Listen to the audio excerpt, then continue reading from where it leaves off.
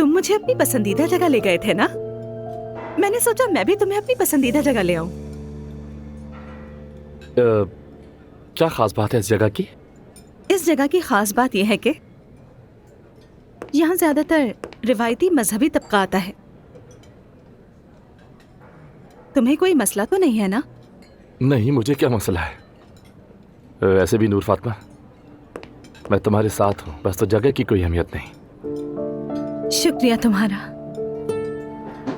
नूर फातिमा,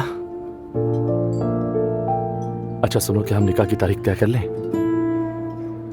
इसके लिए मुझे थोड़ा वक्त और चाहिए, लेकिन ज्यादा वक्त नहीं। सही कहा, मैं भूल गया था। चलो थोड़ा सा और इंतजार कर लेता हूँ। ये दिन भी तेजी से गुजर जाएंगे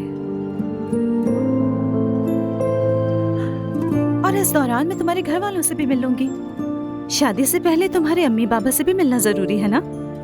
बिल्कुल, सब हो जाएगा।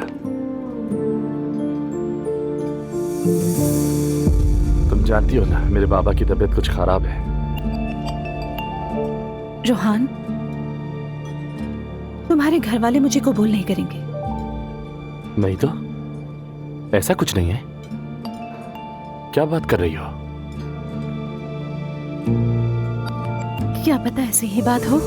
ऐसी कोई बात नहीं है। नूर फातिमा, ऐसे ख्यालात कभी अपने दिल में मत लाना, ठीक है? बस मेरे बाबा की तबीयत ठीक हो जाने दो, तो वो जरूर आएंगे।